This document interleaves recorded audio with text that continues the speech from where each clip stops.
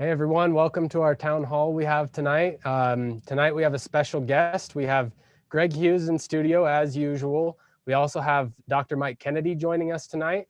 And later, I don't know if we have him yet, but we'll also have our running mate, Victor Iverson, commissioner from Washington County on the line if you haven't had a chance to meet him yet as well. So we have two things going on here tonight. We have a telephone town hall as well as a virtual video conference going on at the same time and a Facebook live stream. So the telephone town hall and the video conference are both invited state delegates to ask some questions leading up to the state convention. So we're going to do a deep dive discussion tonight since we have Dr. Kennedy in the house on getting back to work with COVID-19, some of the recommendations from the Trump administration that just came out, how that might affect Utah, along with some other interesting things like right to try with some of these medications and get his take on those things. So we're really excited to have him here. If you have questions, at least for the first 45 minutes or hour or so, we're going to be staying on this topic. So if you have a question that's on this topic, go ahead and chat it on the video conference. You can just, if you have your iPhone, you can just tap the screen in the bottom right-hand corner. You'll see 3 dots. You can tap those dots and click chat, and you can write us a question. If you're on the video or the telephone conference, you can press *9 and it'll raise your hand to ask a question as well. So video chat or video conference, just chat us. On the phones, you can press *9. And again, just try and keep the questions on topic at first for this first half hour or for the first 45 minutes, hour or so. And then after that, we might open it up to some more general questions as well. So with that, I'm going to turn it over to Greg, and he's here in studio with Dr. Kennedy, and he's going to introduce the topic and talk to us a little bit before we get going here. Hello, everyone. You got our mics on there, Gregory? You're good. Okay. Hey, thank you for joining us for this town hall tonight. It's a special one. I have with me my good friend. He was Representative Kennedy to me when we were colleagues in the House. This guy kept his head down, just worked hard before he was a famous U.S. Senate candidate, and he had like TV commercials, and it was I admired your run. I think by the way, I had like 45 town hall meetings around this state in January and February and March. A lot of buyer's remorse that Mitt Romney prevailed in that race. It is. A lot of people missing you, Dr. Kennedy. A lot of people thinking about you right now. And thanks to all the delegates. I thank you for coming. I want to say this too. I noticed that we have Jean Arbuckle. She is a delegate. She is present on our town hall, and she had a very important observation in one of our town hall meetings. I tend to sometimes go on a bit long. No, impossible. And she had a code word. It was blah, blah, blah. Okay. So I would ask I've never Jean, seen you do that. I would like Miss Arbuckle, you are our ombudsman. You are the town hall ombudsman. As soon as I go too long, you just give the sign, the blah, blah, blah sign, and I will cut the question or the talk. So I keep this thing succinct. I don't want to lose everybody's attention. So I'm so happy to see that she's with us. So again, a little bit. She said she has her gong ready. Yeah, thank you. Yeah, the gong. We said it could be like a gong, like the Gong Show. I love it. So if anyone's been watching my race very early on, because you and I have been friends, close friends, and I've admired you as a public servant. A lot of people don't know that you're an attorney as well. Yeah. Don't hold it against me. Physician. Just most people will spend their whole life trying to be in with one profession. You've done both, but you're a practicing physician. I am. And you've even helped me when we were in the session. I've gotten sick, and you've helped me get through those. He's extremely healthy most of the time. Does not eat help most of the time. Yeah. So we go back, and we're dear friends, and you've taught me a lot. You taught me a lot in public service, but we are in a time where, and you're, by the way, one of our most conservative lawmakers, in that he understands the role of government. He understands our sworn oath to the Constitution. Of the United States and of our state. And in any of our debates that we would have, then Representative Kennedy would always make sure that what we were doing was in harmony with and in defense of our U.S. Constitution and state Constitution. And that isn't, I don't know if you saw the recent interview on Fox News, but the governor from New Jersey, when they said, doesn't the right to assemble or go to church, isn't that a Bill of Rights issue? And he literally said, that's above my pay grade. I never thought of anything like that. You do. We think about those We things. sure Both do. of us do. So you are in the unique position, Dr. Kennedy, while we're going through this COVID-19 issue, where it's a pandemic. We're trying to. There's public health strategies, and there's health department orders, there's state of emergency executive orders by our governor. There are a lot of questions out there. One, is our public safety strategy the right one? Two, are our constitutional liberties being threatened at the moment? Three, what is the way forward? And so I was so appreciative that you'd be willing to come on. I appreciate your support in the campaign, but maybe you could share with I know those are loaded questions. Those aren't small ones. Those are important. Sure. But we have a public safety strategy, and we've heard some announcements recently that the governor is looking at finally maybe a get back to work plan. I take credit for that, by the way, so you know. I used to do this as speaker. I'd come up with an idea, he'd follow. He'd never want me to get out there too far ahead of him. So I've been calling for this. Here it comes. Anyway, public health safety strategy, constitutional liberties. Where do we go from here? Thanks, Greg, former speaker, my good friend. And I just want the delegates to know there's no question in my mind who I support for this governor's race, and that's the man that I sit next to. We are about 6 feet apart. We're socially distanced, but we're entirely safe here. And I'll just say, Greg Hughes is my guy. I have, with pleasure, gotten in front of the delegates in the past week or so to talk about this important public safety issue and give my take on that. But it was in no intent to discourage anybody from voting for the man that I sit next to. And 8 days from now, it's a big day, and I'm totally thrilled to see Greg come out of convention on top, and look forward to supporting him with everything I have as he continues this race. But Greg, you and I have talked. So Speaker Hughes, former Speaker Hughes, and future Governor Hughes, he and I have talked on a personal level about this. And I want to give the delegates a basic analogy. Is in the medical community, as we work with people and they're ill, let's say that we've got a patient with cancer and that we need to take care of that person with cancer. And the cancer is so widespread that the first effort that we are going to have to use is chemotherapy. And the chemotherapy is an overall body insult in the form of every structure in the body can have untoward consequences as a result of using chemotherapy. And we're doing the chemotherapy with the intent to shrink the tumors and reduce the tumors so that then we can surgically go in and cut out the tumors that remain. And on some level, when you put a quarantine over all of society, the United States as a whole, or the whole world, which is really what's happened, on some level, it's like giving a patient chemotherapy, which we know does some damage. But the intent behind the damage is to actually make it more likely that we can fix the tumor by cutting it out. And so what I have not liked about this process is that we've got fairly arbitrary deadlines of April 30 or May 1 or June 15th. And we're talking about dates and deadlines that at some point you have to start asking the question, if we're giving chemotherapy to somebody, do we just pick arbitrary deadlines of, we'll give you chemo for like 6 weeks and we'll just keep that going regardless of what the body politic, or in this case, an actual patient are struggling through? Or do we customize and we fit based on the prevailing circumstances? And in the doctor world, when we give treatments to people, we monitor, we assess, and we change our patterns over time. And so my first thing to future Governor Hughes is, how do we customize this? And I believe that there's a lot to be said about, we've done a lot of what we needed to do. And I think it's time to start opening up this economy, because at some point, the economic impact is going to be far worse than the physical health impact. And by the way, God rest the souls of those in the state of Utah and throughout the country and throughout the world that have died from this and that have been seriously ill. None of us are interested at all in denigrating or reducing the impact, the severe impact that this has had. But we also know that there are side effects. When you take quarantine and you overlay it on all of society, there's going to be significant mental health issues. I'm seeing them in the office already. And societally, the drug use, alcohol use, and the possibility threatening of life through suicide that can happen as a result of this, is we have to be sensitive to the fact that if we're saving a life with quarantine on one level, how many lives are we giving up on the other level as a result of that? And so we need to make sure that we're customizing this, and I'm deeply invested in making sure that we're doing this in the right way, not just for the state of Utah, but for each community in the state of Utah, because each community is actually different, and we're seeing a different virus burden throughout this state. So I'd be interested in, how do you customize that, or how do you see that customizing throughout the state? Thank you.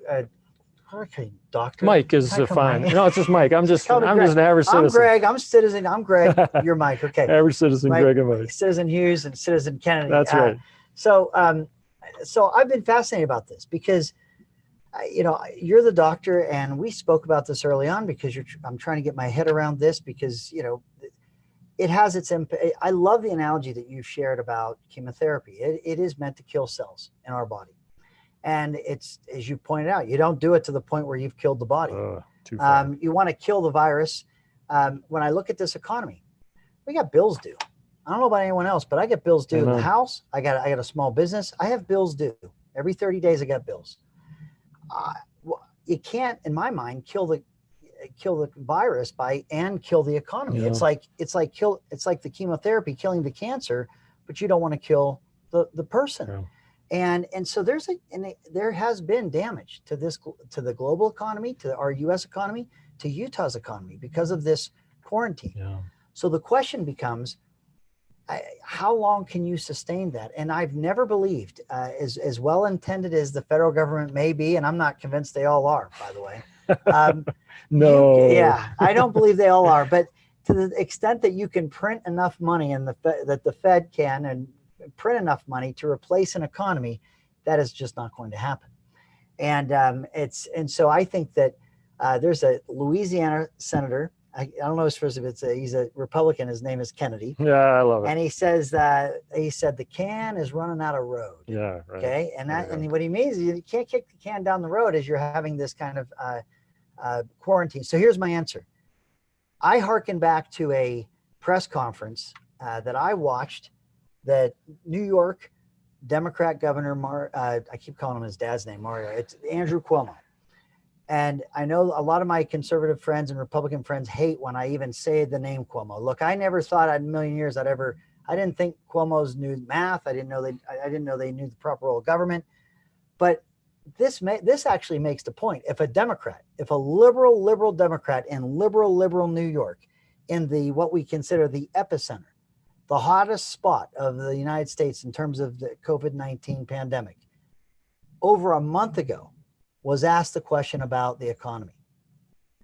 And he's still in the throes of it. And this is what he said. He said, if the reporter asked, what do you think about getting back to work? What's going to happen? Because he showed how they were $10 to $15 billion of state revenue that hadn't shown up because they stopped their economy. He said, if you rethought what we did or had time to analyze the public health strategy, I don't know that you would say quarantine everyone. I don't even think that was the best public health policy. He goes on to say that what those consequences were.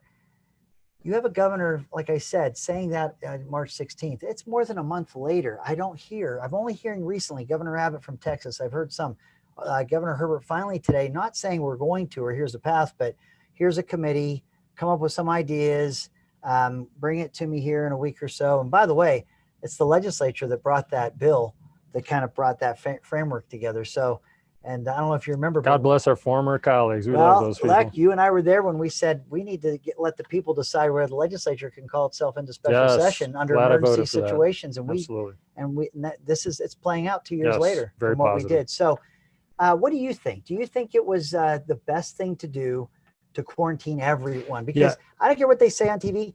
This state's been quarantined. I mean, go look outside. It's been quarantined. We follow orders very well in this state. And it's not just orders from the civic leaders, but also religious leaders have given orders as well. The state's very good at that. And actually, that's one of the components of how do we do this is when you've got responsible, intelligent, motivated people that care about their community, and all of those words equally apply to our great citizens in the state of Utah, that's different than people that may or may not care so much about the community because they're not connected to the community. It's all impersonal on some level, which can happen in some communities, is that those people with that motivation are going to carry forward, and they're actually going to be even more diligent than the orders make them in doing that. So actually, as we all confront this unknown circumstance, initially people do the best that they can do and then fine tune. What I worry about with the fine tuning is that there's these arbitrary deadlines in the distant future, just because somebody suggested based on some proposal or estimation that we should do this down the way come May 1st. And I just say, No, let's reassess on a day-to-day basis Yeah. what's going on. But when it comes to that, and actually that's where Governor Cuomo's statement comes into play, is nursing homes, there's no question in my Yeah. mind whatsoever that when you talk about, and the generalities, 60 and above certainly, but when you're talking about a nursing home or an assisted living facility, is those places need to essentially be locked down. And when you're talking about even a lot of the workers there are young people, and they come in and then they leave, and they may have other connections. And so somehow between the workers and those nursing homes, which I've already seen the industry respond, I've got patients in those facilities, and even the doctor, I've got patients and I'm trying to get in, and they have me under significant burdens to even get in and see the patient, even though the governor has said healthcare providers like myself, there's no limits to where I can go and do what I need to do. And so nursing homes, extended care facilities, outstanding for us to shut those down as far as making sure they're safe, because those are the first and most vulnerable people to this illness. But then beyond that, how do you do this? And then 60 and above, there's a lot of retirement communities. Those people are very healthy. They should also have pretty significant restrictions to how things are going. But there is a lot of flexibility outside of those realms. And I'd say definitely in the ICU and definitely associated with hospital care, that you have to be careful about who's coming and going there. But outside of the conditions of obesity and diabetes and asthma, that there's a lot of flexibility that we can undertake to allow people out in the community in a responsible fashion to make sure that they can continue their daily business, but at the same time not propagate this virulent illness. So, and I agree. And so I think that if we had as Governor Cuomo had said, more time to think, if there had been, which you never have in a war. No, I mean, this is like a war, and you just don't have that time. It came so quickly, and people were trying to make their best decisions under duress, and with the things changing very quickly. I mean, I remember the Jazz had a couple players, and like 20 minutes later, the whole NBA season was closed. I mean, things were happening so quickly. But now that we have some time to consider it, but also the consequences, I think, are being felt about an economy that when you live in a world where it has been, I mean, it's been said, if this United States economy collapses, the global economy will collapse, and the impact to public safety and public health will be unspeakable, and it will eclipse what we're talking about here. And so when you consider those economic consequences, this is why I thought this was an interesting analogy. They said, and I've seen movies about this, I've seen this dramatized in movies, but they'll say, never let the generals run. You need a president, a duly elected president of the United States of the people, that you have a joint chiefs of staff and you have generals given the best advice in terms of national security, issues of whether to go to war or not. But if you just left it up to the generals by themselves without that public servant and without that perspective, I mean, the Cuban Missile Crisis could have gone a whole different way. I mean, there's a lot of different things that I think the public servants, as a public servant and the constituency they represent, they bring a very different eye to the issue. If you think about that militarily, I would argue that in public safety and health, I'm not prepared, and this is my personal take, and I'm allowed to have my own opinions, but I'm not prepared to let the health community make all the decisions regarding our economy, regarding people's livelihoods, whether or not the pandemic will rest on the shoulders or the backs of the working people of this state. And that's what you're essentially doing. When you shut down, when you take away someone's ability to work, and you take those businesses and you force them closed, there's no pro forma, there's no business model that exists that contemplates their doors being forced shut and still making payroll and covering their overhead. And so asking this pandemic to be looked at solely from the eye of ICU beds and ventilators, with all else cast aside, as a public servant, I'm not prepared. I will listen to that advice, but I have to weigh that against the other consequences that come. And even the healthcare systems themselves, when there's these procedures like elective surgeries are gone, they're laying off or sending nurses and healthcare providers home. Yes. Right now, in a time that this was all done to make sure we had the infrastructure of healthcare providers, I think part of the problem has been that we've had maybe the healthcare providers have had such a strong hand because they care, and it's Hippocratic oath and it's all that. But I don't think this whole thing has been weighed broadly enough. And I think that it's right now is the time, not in a week, 2 weeks, 3 weeks. Right. We have got to get young people, healthy people, medically resolved people back to work. That's, After if you're they've asking learned the policy side, that's the policy side for me. and everything we've learned, I feel like we've been significantly tutored as a society over the past 4 weeks about Yes. how do you socially distance, how do you wash your hands, and how do you Yep. stop touching your nose and your eyes on a regular basis. And so I think a lot of people have learned much better about how to reduce the likelihood that they'd spread this. But I'll just say to the listening delegates and anybody else is that that's why I support you as a leader, is that the filtration of a variety of information and the capacity to listen to all sides. I saw that over and over as Speaker of the House, as well as a representative, is that Thanks. what you do is take a variety of inputs, even inputs that you disagreed with. And I knew you would disagree with those inputs, but you still listened to those people with respect and considered the information, filtered that out, and subsequently made, as a leader of the people, you made a decision. And that's what a community leader is supposed to do, is not just follow the marching orders and be puppetized by another individual or a special interest, but actually to make sure they're doing the right thing for all of the people. I'd also say you and I and Greg and I share a lot of commonalities.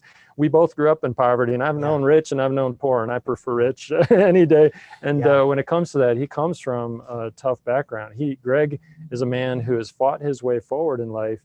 He understands the economic implications of a quarantine like this because he has felt and lived with that. And that's something that I've lived with too. And there are a few things that I fear in life, as reflected by, we both have taken on some pretty difficult things in our lives, but poverty is one of those things that I fear significantly in my life. And the idea that we would subject our citizens to a higher likelihood that they're not just going to be struggling with poverty in the short run, but this recession, which we don't even know how long or how bad this is going to be. I've even heard talk about this being a depression. We don't know until time unfolds on this, but the impact that is going to have on people is going to be a dramatic impact that we can't quantify. And so we need to allow our society to open back up and become what it can and should become, but at the same time maintain safety. And I think we can do that with motivated, capable, intelligent people who have learned a significant lesson, and then in a sequential fashion, as guided by President Trump's instructions. And there's a lot of good general information there, but I have full faith in the people of this state. And I would actually recommend on a county by county basis, there's a different burden that each county suffers from in this state. In each county, with their local health department, with guidance and advice, each civic leader who's responsible and accountable can start to move things in the right direction and actually help our society open up. Is Commissioner Iverson on? Yeah, we actually have Commissioner Iverson on now, so we're going to bring him on. So for those of you who are just listening, we've had a lot of people come on the line as we've been talking here. Sorry, I'm bringing Commissioner Iverson on. So we're in the studio with Greg Hughes, candidate for governor, and Mike Kennedy, Dr. Mike Kennedy, who's in here with us today. And we have on the line Victor Iverson. Victor, are you there? Yes. Can you hear me? Yeah, we can hear you. Very good. Dr. Kennedy, it's great to hear you. I agree with what you were just saying. Those comments I agree with them a lot. So it's great to have you here. So let's talk a little bit about, I'd like Dr. Kennedy and Victor especially here to talk a little bit about that, about addressing this on the county by county. But I want to introduce Greg. Victor Iverson. Yeah. I know you did it briefly. Oh, yeah, Let sure. me just say this. Let me say about, so Victor Iverson, County Commissioner from Washington County. He is, he's my running mate. He agreed. And look, he's got a good gig. Look, yeah, I got to tell you this, Dr. Kennedy. You and Blue I, skies sitting there in his background he's got Yeah, out there. man, come on. So you and I, we were in a body of 75 members. I'm sitting in your dingy studio. I should be down there. I know. So, anyway, I'm talking about his public service, not his beautiful landscape. Okay, It's all fake anyway. You and I, we were in a body of 75. Okay, we needed 38 votes to get anything off of that floor. That's right. Okay, Victor Iverson, he is a county commissioner. He's one of three. Yeah. Okay, and that commission form of government is the legislative and the executive branch kind of together. This man's one vote. He needs one more. He counts to two. He gets they move the needle. Is that his math prowess then? Is he can only get to two? So I go down there and I'm it just clicked. I wanted to earn his support as a public servant and as a leader in Washington County and Southern Utah. He's worked for Senator Mike Lee on the lands issues. The rural commissioners and communities know him and love him. So and there's a lot of candidates in this race. So I'm fighting to earn his support. And it just, as time went by and he endorsed me and he was helping me, we were having meetings. When I asked him if he would consider being my running mate, he gave me that contrast. So I've got this job of public service here in Washington County. And you'd like, and so it was hard. And I'm just grateful, Commissioner Iverson, that you'd agree to join the ticket and get ready to be Utah's next lieutenant governor. They got the lowest tax rate in the state. They got a year's worth of rainy day funds. We love it. And then he got baptized by fire by this liberal Salt Lake Tribune. As soon as they heard he was Hughes's running mate, blow him up. All the leaks and all the inside, he's a policymaker. He's talking to the governor's office one-on-one. Miraculously, these conversations get leaked to the media. But you know what they did? It backfired on him. It showed the absolute strength of will and real smarts of a commissioner who really, it's a segue, says what you're saying. We got a fighter there. Excellent. Commissioner Iverson, you're very kind. You're very kind. And for everybody listening, of course, I love my county. I love being involved in county government. I believe in it. But I'll tell you what, I also really believe that Greg Hughes is absolutely the right choice for governor, leading us forward. We desperately kind of need that proven conservative going forward in the state. And this situation that we find ourselves on really kind of changes some of the problems. I mean, going forward, prior to this shutdown, I think we were really thinking about how do we deal with our infrastructure needs? How do we deal with the economic growth in a way that's positive? And now we have to deal with not only this infection, but also the consequences of the shutdown. But I just want to say a couple things that Dr. Kennedy was talking about, how we really need to get to looking at this county by county, area by area, because the way this was approached was very broad. And my county at the time had no cases except for one cruise ship case that was sitting here, and yet we shut down all of my restaurants. There were certain measures that I could have supported, but we still have had much lower cases than anybody feared. I think the good news is that none of our fears, none of the projections came to pass. And so it is time to get our economy back to work as quickly as possible and as safely as possible, while we still have an economy to get back to. I know of at least 3 or 4 restaurants that will not be reopening in the near future down here that have just closed their doors. So, and I think we also need to have a discussion of how we deal with kind of transmission of disease in our community. And this seems a little,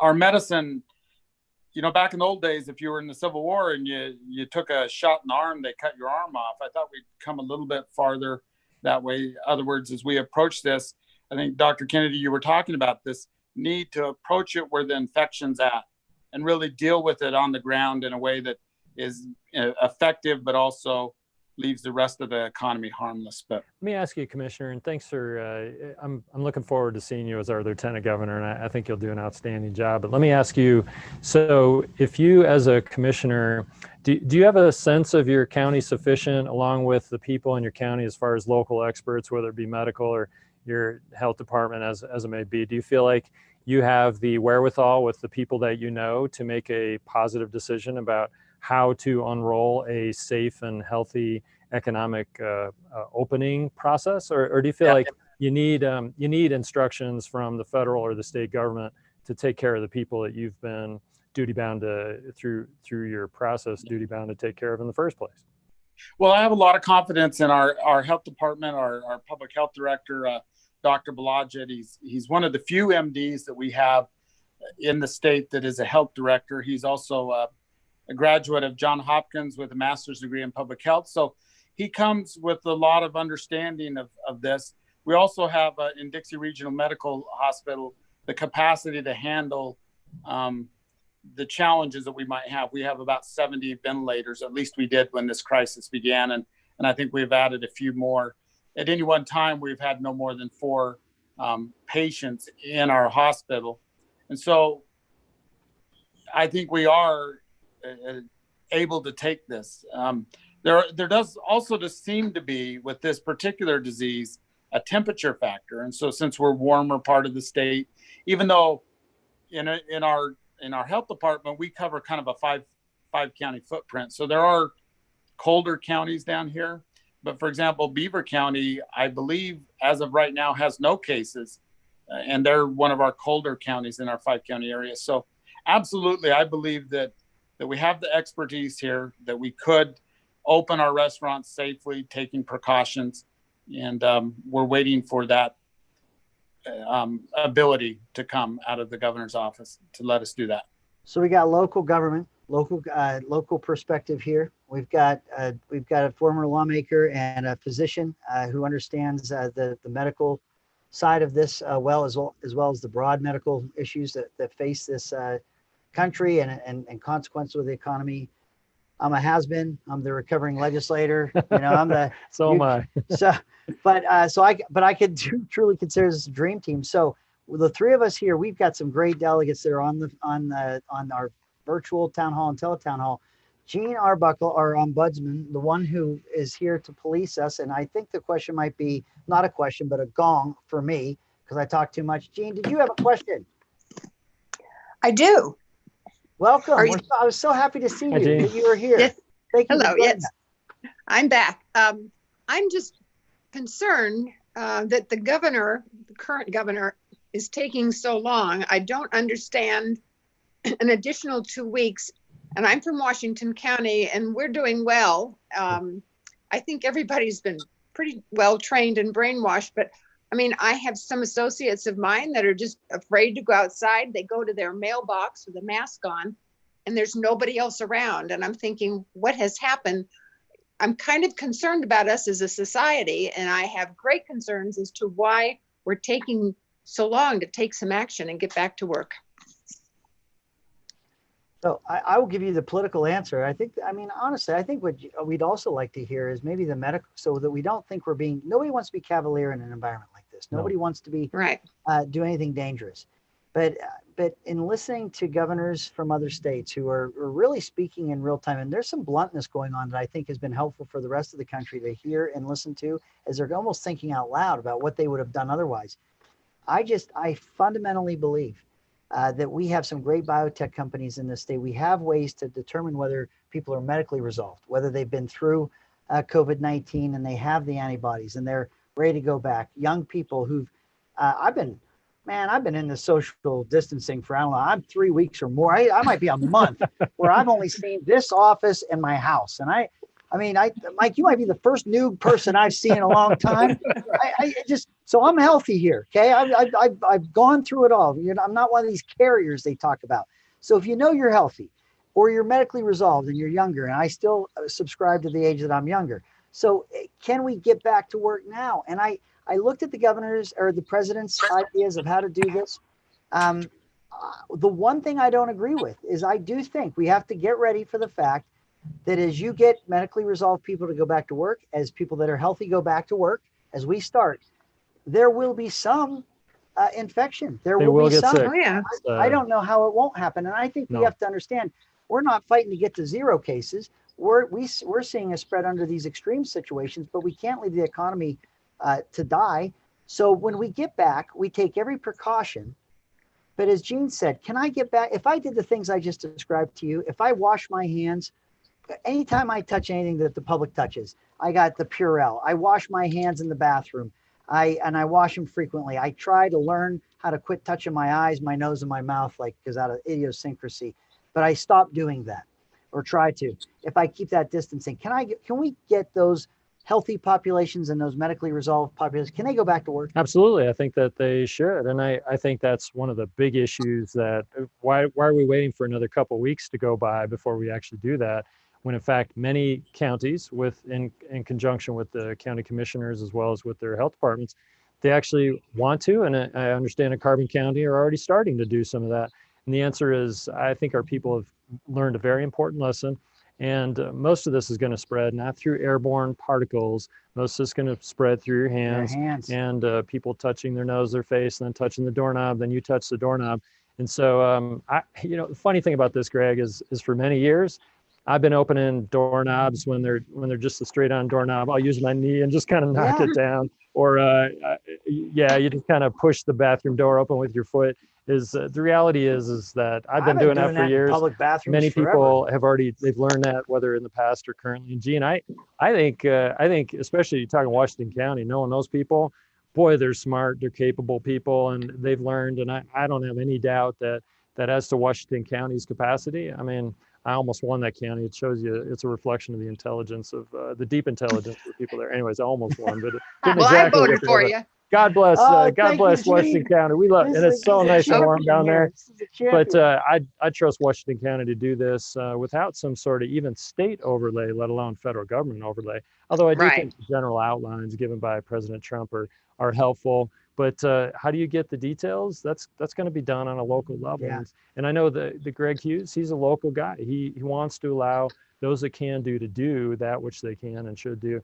And he is not a dictatorial sort of leader. And I felt that as somebody that worked under him as a representative, and he's Speaker of the House. And I know I saw that over and over again as you effectuated legislation and helped move the work of the people. It was always the people that you had in mind, not some sort of special interest group that he was trying to protect or watch out for. So I believe you'd make really excellent decisions in this extremely interesting time associated with the COVID-19 crisis that we confront. Thank you, Mike. Thank you, Commissioner. You represent Washington County. Would you open right now? What would you do right now if you didn't have these orders or whatever we've got going on the state level? Absolutely. Our restaurants, I was talking to one of our mayors today that really would like to open up their 2 restaurants. I do have to tell Dr. Kennedy, I did vote for you.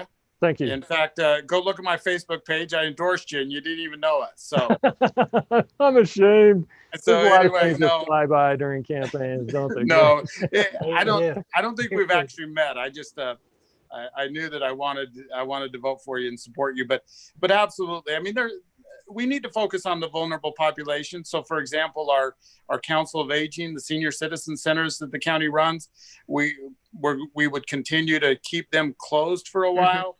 We'd continue to expand, like our Meals on Wheels. We've been able to get a little extra federal funding to give that to more of our isolated population to try to take care of them and provide services in other ways. So absolutely, the vulnerable population, we continue to try to help them out. But these restaurants are, they could open up. There's so many, like you say, you wash your hands, you make sure that we're doing these safe practices. There's no reason why we can't get back to normal as far as our life. One of the reasons that restaurants keep coming up is it is a service, obviously the service industry, and it's one that was so immediately impacted. But know this about our state and our economy. It is the 3rd largest sector of our economy in the state of Utah. It's $5.5 billion of revenue. And that $5.5 billion are salaries and suppliers and all the things that go on to be able to have restaurants in our state. It's 115,000 employees in our state. It is, and so it's it's not the North Star, the only reason, but it is a clear and strong example of when government makes decisions, the kind of ripple effect it can have. And so it's one of those that you've got to, and look, it's in the best interest of every restaurant to do it right, to not get closed down and to not see this spread. Greg, there might be some questions. I want to get to some of the questions specifically about COVID-19 with Dr. Kennedy, but then I want to explore some of the constitutional issues. I want to explore executive orders. The legislature reined some of those executive orders inappropriately, I believe, yesterday. I want to talk about that. So anyway, but before we get into some of the broader consequences, I just want to know, are there questions from our delegates about? We actually do have a question from one of our delegates about that specifically. Before we get to that, we had a quick follow-up though. I wanted to bring on Brandon Bonewell. Brandon, are you, let me see if I can bring you on to ask your question directly. He had a follow-up question on this. If we're going back to work, well, Brandon, I'll let you ask it. I'm not gonna, are you there, Brandon? Yeah, I'm here. All right, yeah, I'll let you do it. You'll do a better job. Welcome, Brandon. Okay. Thanks. I'm a physician down here working in the hospital at Dixie. And I want to know, what are your markers to shut the economy back down? If we open it up and the disease spreads and we're facing a New York-like situation, how do you know New York is different from California because it didn't shut down quick enough? So what are we going to know to make sure we shut back down.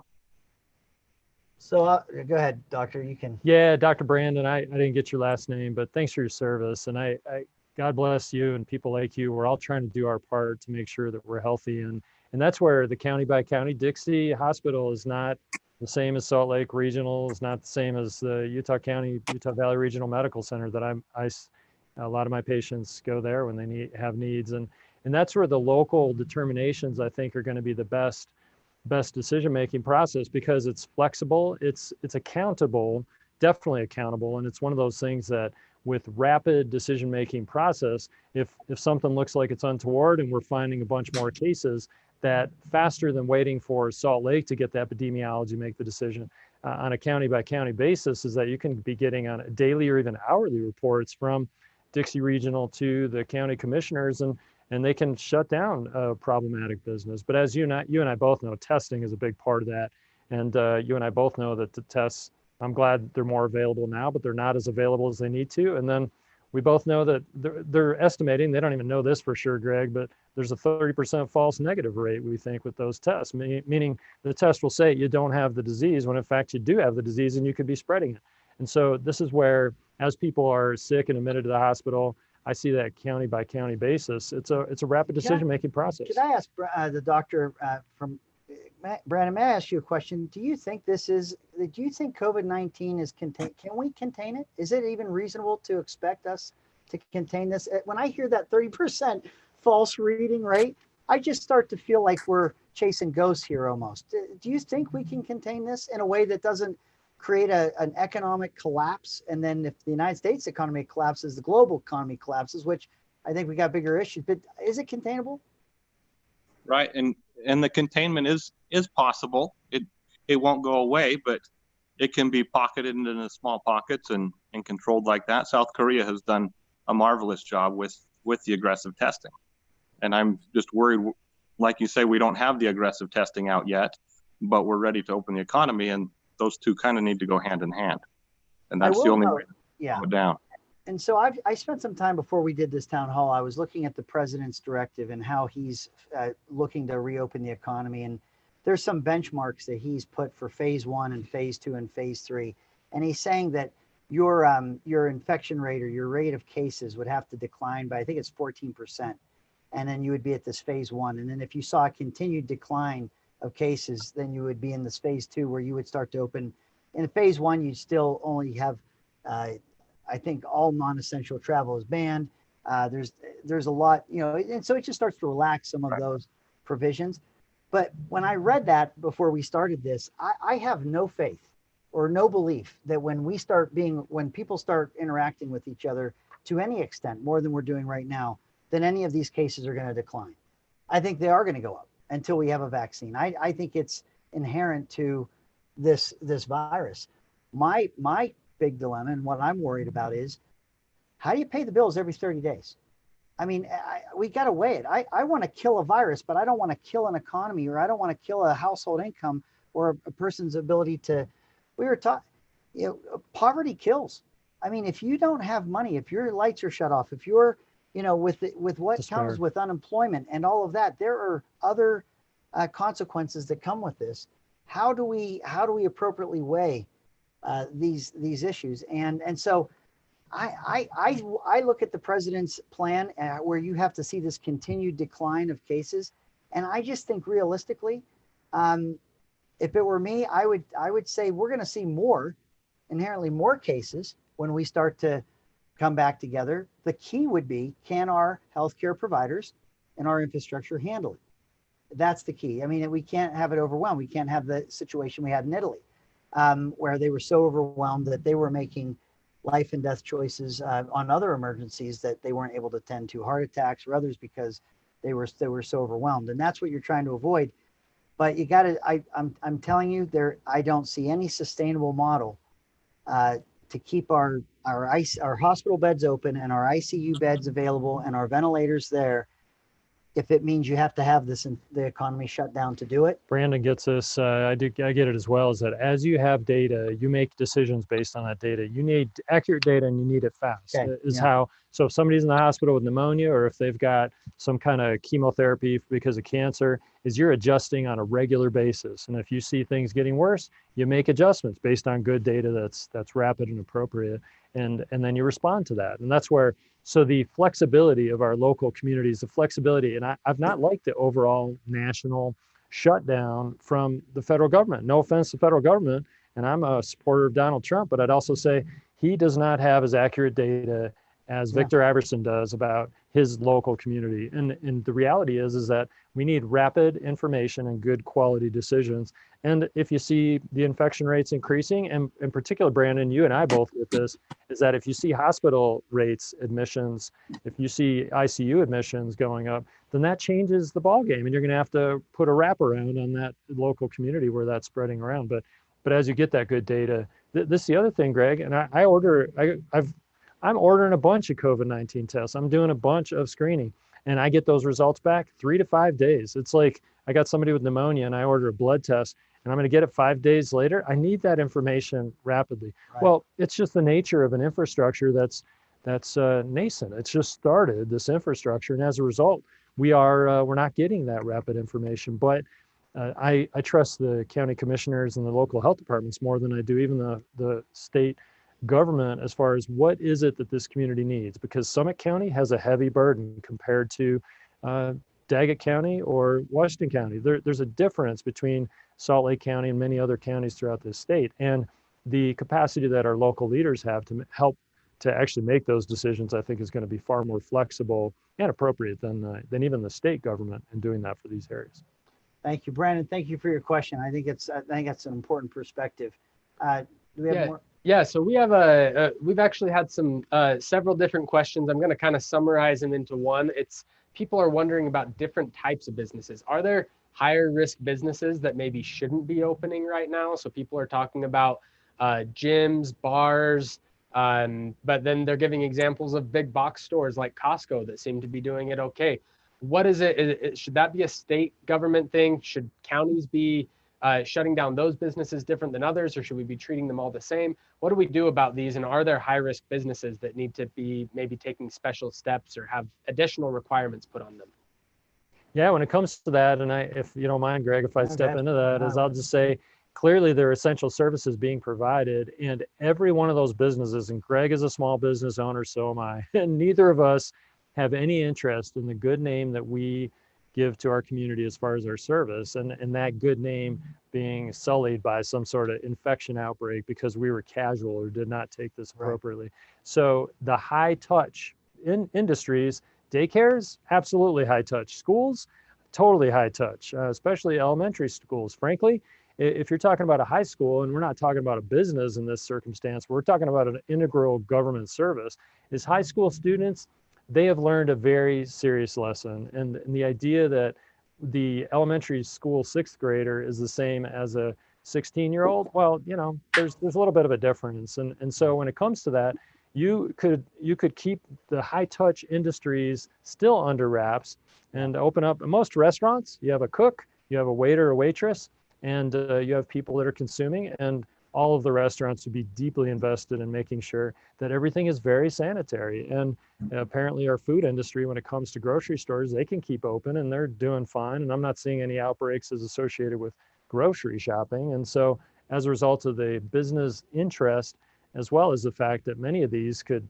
on their own just make sure that things are well done, that this would be totally fine to open up some of these restaurants. And I hate to say this, but I think that there will be some people that will just opt to not go to even if the totally law says open all the restaurants. I'm not sure everybody's racing as fast as they can to a restaurant, given the times that we're in. I don't know that the demand is going to meet the supply necessarily. But thinking about a movie theater, is who goes to the movie when they're sick? Well, yeah, they certainly could, but they should understand that you can't go to the movie when you're sick. And if the movie theater wants to do a temperature screen and a questionnaire before you get in and close down a third of the seats, people are sitting separated from each other, why not let people recreate? Why not let them out of their boxes that we've all been living in for the past I'll tell you, month? I love this. I love this where we're going with this, because I was driving. I don't want to get anyone in trouble, because I don't know if they were violating a Department of Health code, a rule, or whatever. You didn't call the hotline to report them. I'm not darking anyone out, man. I don't know where all this started Big brother, from. call them This up. is a terrible deal. But I saw a movie theater that was not designed to be a drive-in, that literally threw a giant screen in their I've seen parking it too. lot, I think it's great. and they were letting the cars watch the movies, Totally safe. paying for their admission in their cars, and so they were going. Bring the popcorn to the window. It was a makeshift. I love the drive-in. drive-ins. Isn't Absolutely. That something? And so then you have that, and then you have that Costco example where they're letting so many. Now my wife isn't a big fan of this, by the way. She's saying, "Look, I walk in there, and I can't see a soul. They let 10 people in a giant building. Yeah, You can't find anyone to help you, let alone right. you need a flare gun for someone to find you in there." And so she thinks it's gone a little overboard. But and heaven forbid you ever cough around anybody. Now you're getting the look. It's a lethal weapon. Oh my gosh, you are a pariah now. But I do think that our business, just give our businesses a chance, because it's already going to be under duress. There's going to be a difference in the way consumers consume. There's going to be different choices people are going to make engaging in business, but give them a chance to find the work, how they work with it, and apply those precautions. But what I fundamentally believe is, I believe two things. I don't believe that we can stop this economy waiting for the vaccine to arrive, or waiting for 0 cases to be reported. I don't think that that's realistic. It's not. I also believe that we would be naive to believe that when we get this economy started, that we're going to have less cases than we have today when we've shut down and we've been where we are. So there will be some climb, I think, just naturally. And I want to say that now, because I think it's going to happen. It's just is it Jeremy? That was Brandon. Brandon's Dr. Brandon. Point. I'm sorry, Brandon. To Brandon's point, is that when you see those cases, because we'll start to engage, is it still manageable? Is it going to be? And so I think that's that nip and tuck that you're going to have to do. And we're going to do it in real time, because I just don't think there's, you don't burn down the village to save the village. Okay.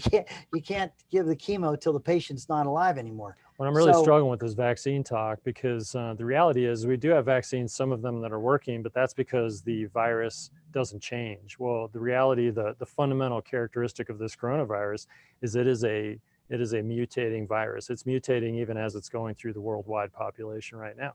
So the idea of developing a vaccine against a moving target is, by the time we get the vaccine in a year to 18 months, I'm sorry. Yeah, this is depressing. So, but then this is where I want to reaffirm to the delegates, and also to my colleague that I'm sitting next to here, is that the best doctor and the best vaccine you'll ever develop is if you get this illness, you'll have memory antibodies, and they'll protect you from a future infection associated with that. So this is where Greg Hughes, I've sometimes wondered about his health and well-being. Generally, I've watched him in close confines, and I don't know sometimes, but inside of that body, that he's got a great immune system, and his body will fix itself, and the likelihood that you would die from COVID-19 is fairly slim. I'm 51 years old, and I'm not super health guy, but I think both of us we would get sick and we'd feel pretty miserable, but it's highly unlikely that we'd be in Brandon's ICU at Dixie Regional, and it's highly unlikely that we'd be in a coffin after this illness. Even in the worst estimates, we're seeing 4% mortality rate throughout the world, and right now we're seeing in the state of Utah less than 1% mortality, which it's still terrible, and every death is too many. We totally admit and acknowledge that. At the same point, I'd say many of us, my estimations the next 18 months is most of us will get this at some point. It's impossible for us to shut down this natural process.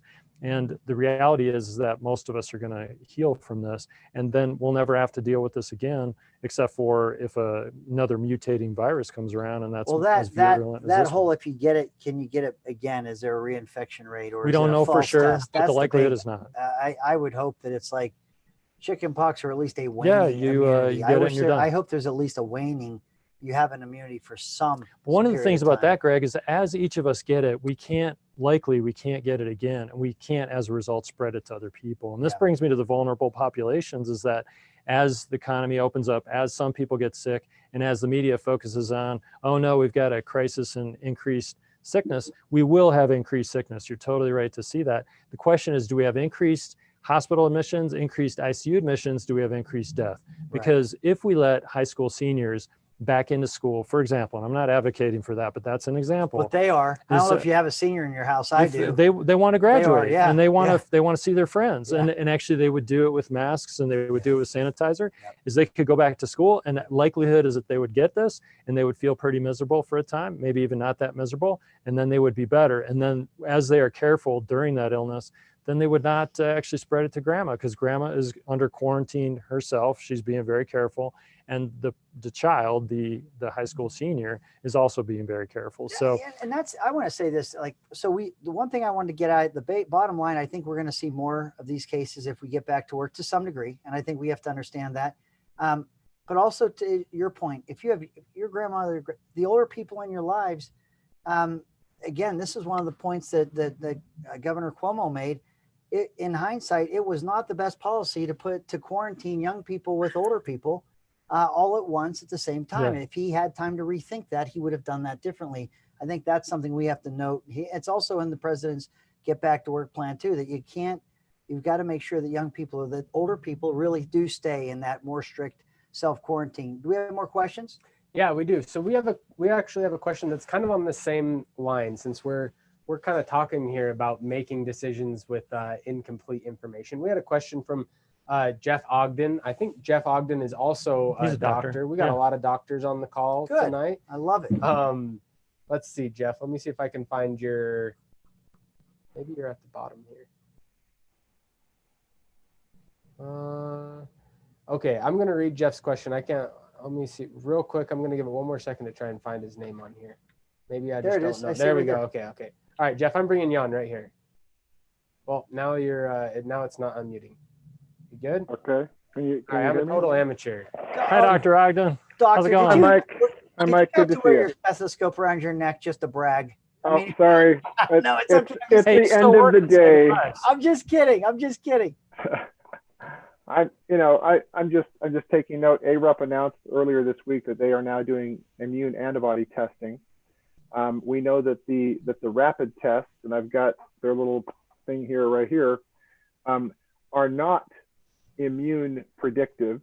You have to do the PCR at the same time that you do the antibody test, the quick rapid antibody test, because it's a qualitative, it's a plus or minus, not a quantitative numeric. And so you have to have both those tests done. So it's not a 5 or 15-minute test. It's several days for the PCR and then plus this in order to interpret it. And then it gives you about like you said, 30% false positives, 30% false negatives. It's really not that good. We're looking at needing a quantitative assessment, IgG, immunoglobulin, or total IGs, like ARUP is doing or starting to do.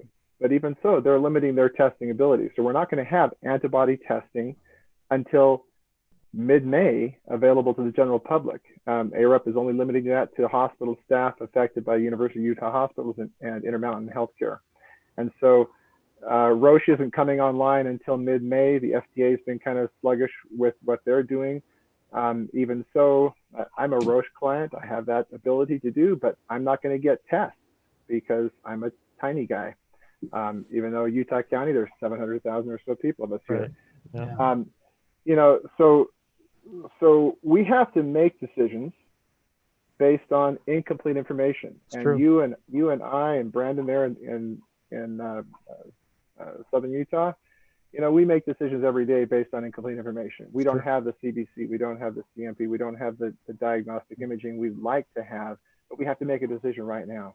And so Greg, my mother-in-law, Suzanne Merrill, loves you. She thinks she'd be Oh great. my gosh. Suzanne Merrill's golden. And so I love her. She's she's on your side, and she's punching me out saying, you got to get behind Greg. So that's why I'm here tonight listening. She's a wise woman. Don't countermand her, boy. You do whatever she says. Yeah, that's why I'm here.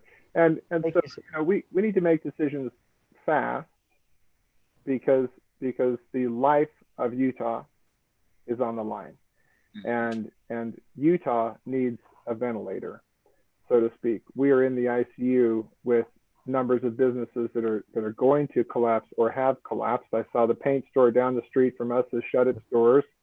They've got 4 places in the county and around, but the one around the corner from me has shut its doors, and that's happening to restaurants. We've got a little restaurant around the corner, a little Thai place I used to go to. They're gone. Yeah. A mom and pop arrangement. They couldn't get their PPP loan done in time. We're seeing that happen everywhere, and it's going to be catastrophic. We are losing life from Utah. We got to make the decision now. Mike, I'm sure you understand that. Brandon, I'm sure you understand that. We can't actually, wait until mid-May. Dr. Ogden, you're totally right. Is to wait for complete information, and that's Greg. Greg has been subject in the legislature and as Speaker of the House to multiple sales jobs, multiple parties coming to you promising some possibility in the future if you do X, Y, and Z for them. And the reality is that we have to make decisions now. We can't wait until some vaccine or some effective medicine comes. I'm glad the stock market responded to a positive report on an anecdotal trial suggesting that a medicine is working against COVID-19. But the reality is that those kind of promises often are not able to be fulfilled, because a medicine in a small trial may do well, but if you push that out on 5,000, 10,000 people, you may find a bunch of side effects and a bunch of problems. So I think this is the man that can respond on the fly to making the right decisions. But I want to tie these two observations, and then I want to pull in Commissioner Iverson on something here. So you've been a little bit more of a Debbie Downer on these biotech companies and the antibody tests that I keep hearing. We should look for it, but I'm not so sure we'll get it. There's these great companies that keep telling me that they've got some. Absolutely, the FDA is slowing them down. They can get in there. They can do some great things. And there's that optimist in me that wants to say, hey, it's coming. Does our old school FDA and its clinical trial process, it was never designed for a pandemic and the urgency of one. Definitely wasn't. Are there streamlined ways to get to those solutions? I hear your caution in that, and I think that's right. And you would get that from the physician. I also hear from Dr. Ogden that we don't have the luxury of having all information all the time. No. We make decisions all the time on the best information we have when we have it, and what we do is take on the whole the other public health risks, or what the public health safety strategy is. It's broader than this, because there are some other scary things going on. So let me do this. So I'm with you. That we've got to be careful in what we're seeing. We've got to do it right so we get those antibodies. It gets us stronger.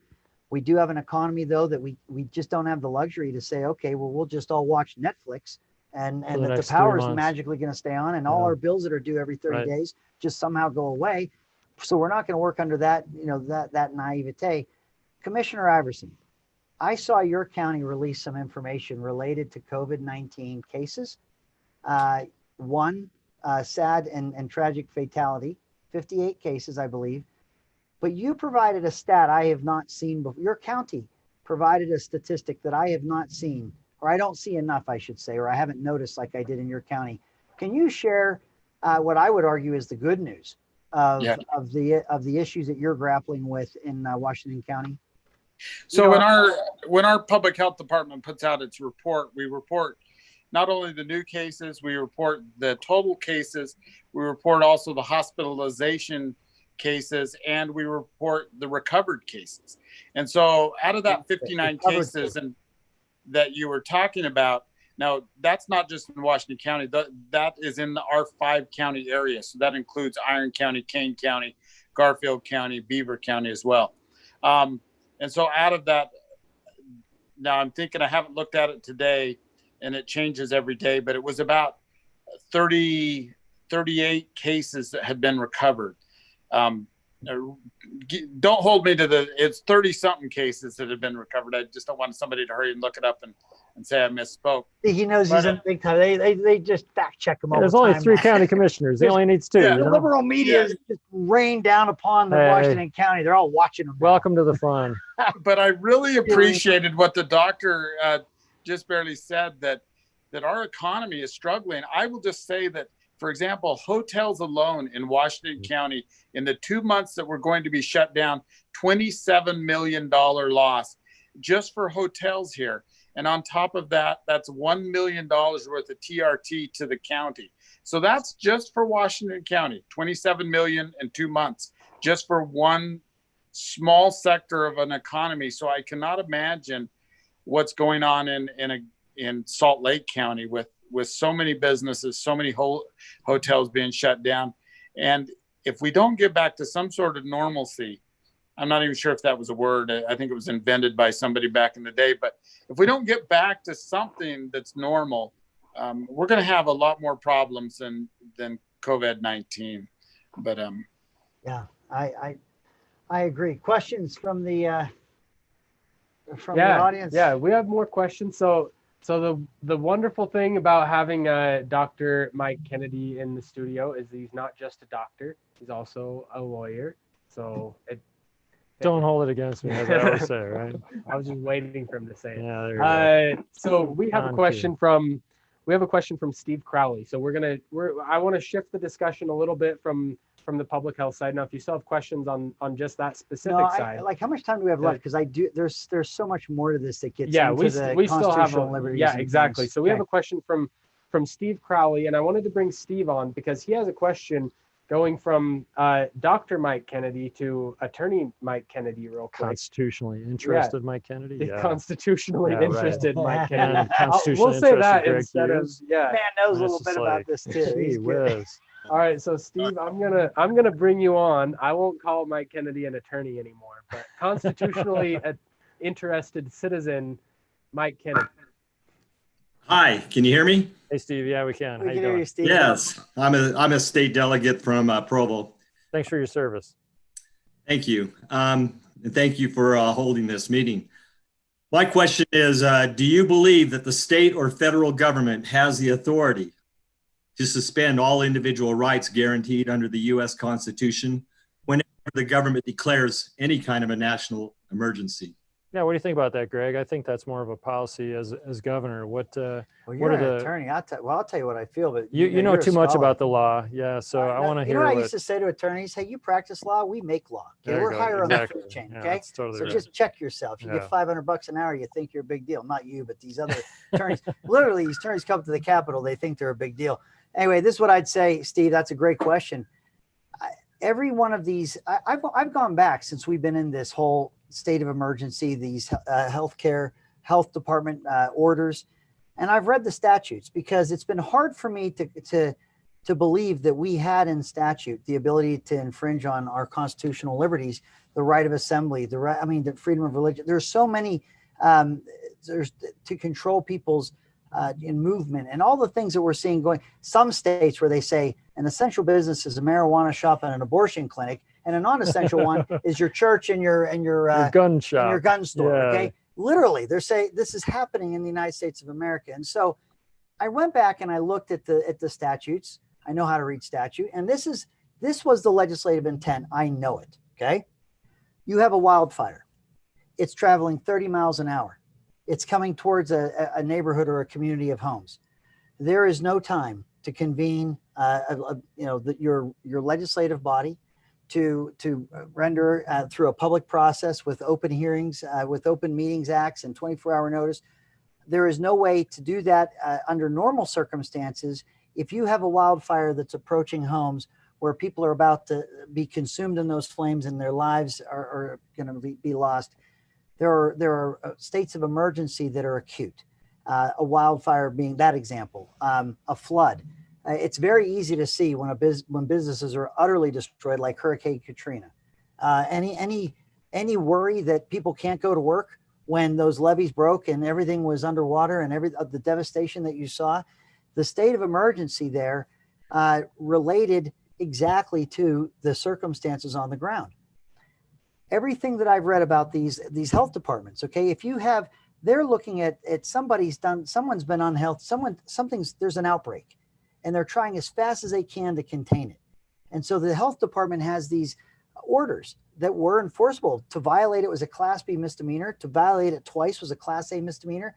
But what it was designed to do is to say, look, you have something that just broke out that is so dangerous that you want to get it contained as fast as possible.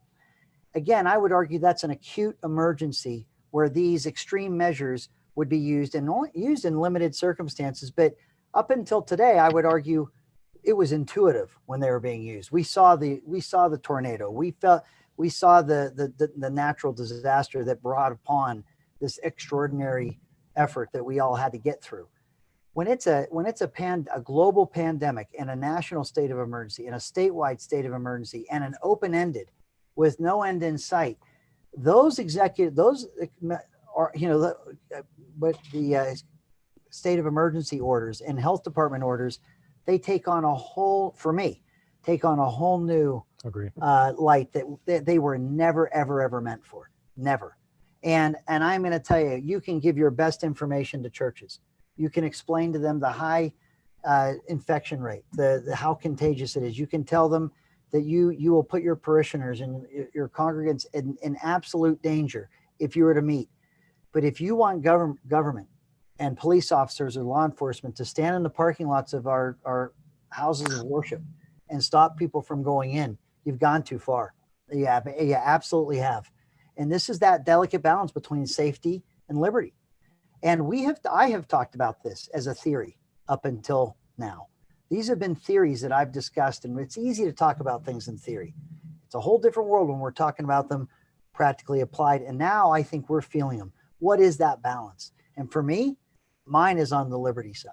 Mine is on, you're not going to have, like, I think, was it Kentucky, where they have the police officers writing down the license plate numbers of the people that went to church. Yeah. I'm not ignorant to the idea or the fact that if you meet in large groups, you are putting yourself at risk. But that safety that you would encourage, you would give good information, I think that you would never want to see your government, and we shouldn't. I think the Constitution reads plainly on this topic. You cannot interrupt the right of assembly or to stop people from worshiping. And so, or the gun shop. So you're really going to say that a gun shop is a non-essential business? I would say, Steve, that I don't think there is any authority that has been given by way of statute that would supersede or contradict our Constitution, the Constitution of the United States or the Constitution of this state. Thank you. I appreciate that answer. I personally believe that freedom is the cure for this, and allowing people to make those decisions. And we're not stupid people. No, we're not.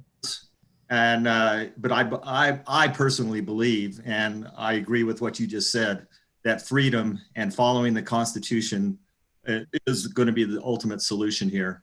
Another concern I have is possible legislation down the road forcing vaccination on every U.S. citizen for the so-called good society. I personally don't believe in vaccinations, and that's one of my other big concerns is down the road to be able to do anything to get licenses or whatever, that we're going to be forced into getting vaccinations against this coronavirus. And like you said, Dr. Kennedy, it's a moving target. I don't get the flu vaccination. I think it's maybe 10 or 15% effective every year.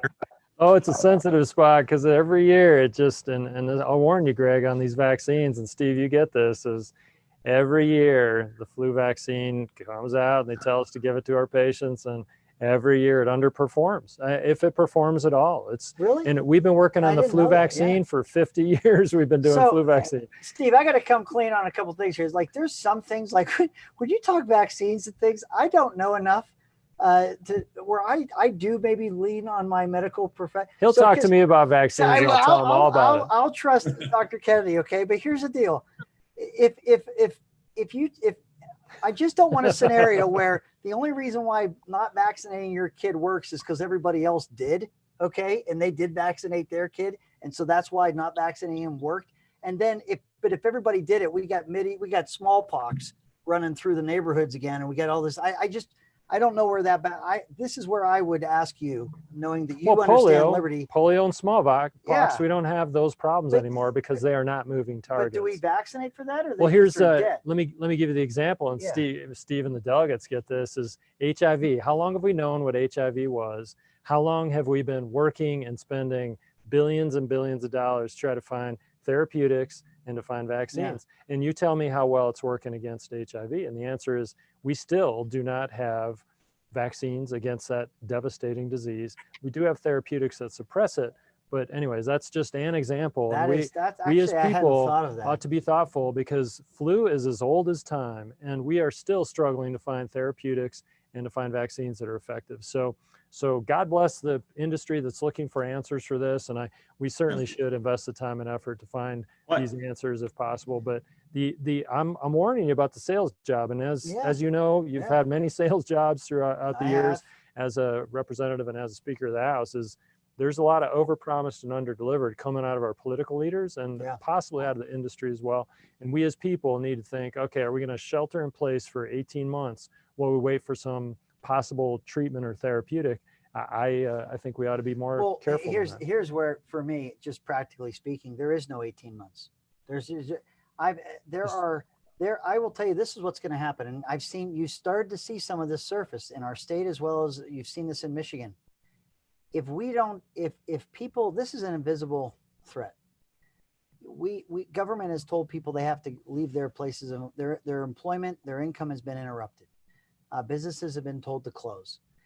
If there is only so long that being in those uncertain times, people will do that. And I don't think that the American people, without any light at the end of the tunnel or any understanding. And what I worry is if there aren't vaccines or ways to test that you're medically resolved, I'm afraid that the worst case scenario is that it doesn't really matter what our public health strategy is. People are going back, they're just going. And it's going to be just civil disobedience, because they got to work. They've got to pay the bills. Yeah. And they're going to accept the risks because they don't have an alternative. If this pandemic is left to be borne on the backs and on the shoulders of the working people of this country and of this state, it's too heavy. I'm just going to tell you, it's too heavy.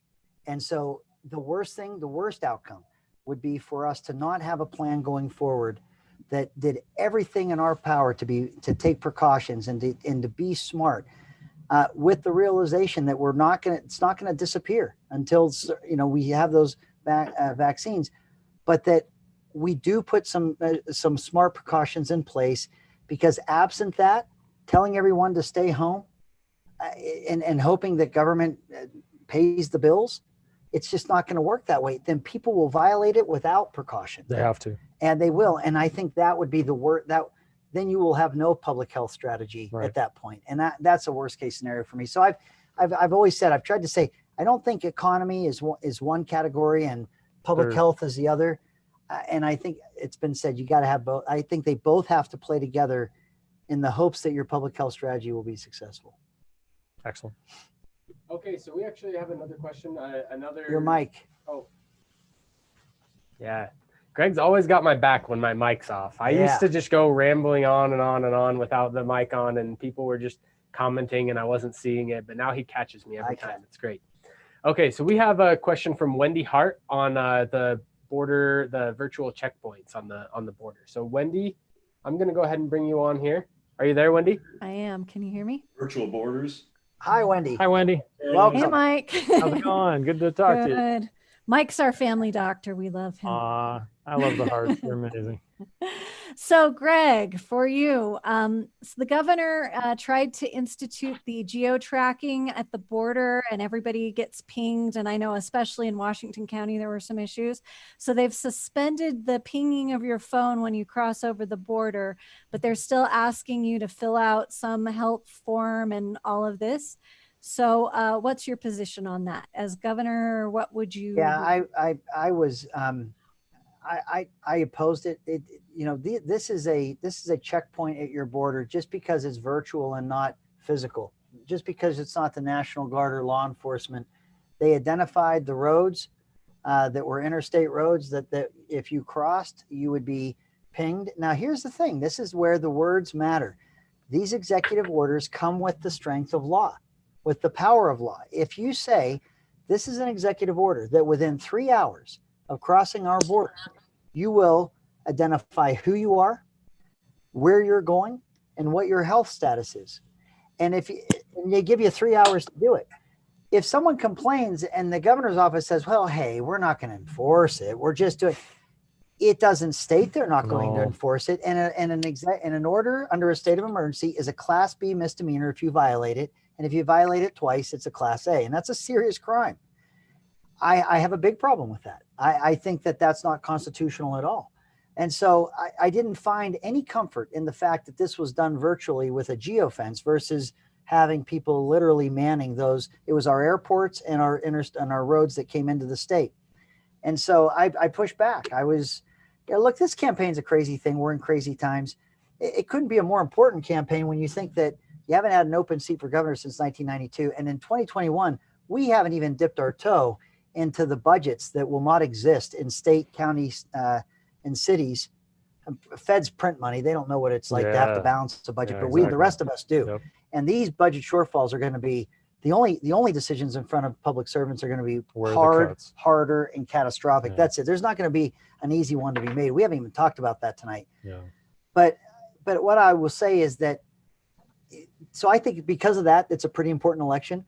I'm just not hearing enough people being bold enough for fear of offending in difficult times some of the real problems I think that are going on and that we can't let go under our nose. And I've got a real problem with monitoring that border that way. And I was glad to see that the governor pulled back from that order.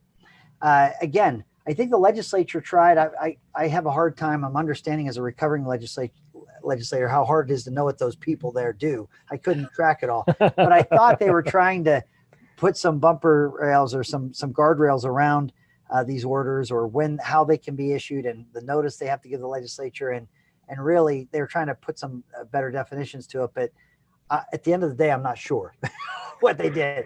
But I got to tell you that I would reject that, and I would encourage us all to reject border monitoring by the state and the requirement that you within 3 hours state who you are and where you're going and what your medical status is. I think those are, again, I think when you're trying to balance liberty and safety, that's one where I'm on the side of liberty. Commissioner Iverson, I think you lived this in real time. I think you had people that weren't crossing any border that were getting their phones screaming like an Amber Alert all the time. Yeah, my wife's kept pinging as we were heading to Sunday dinner or whatever, and she's just like, "Yeah, we keep getting these pings." But you're right.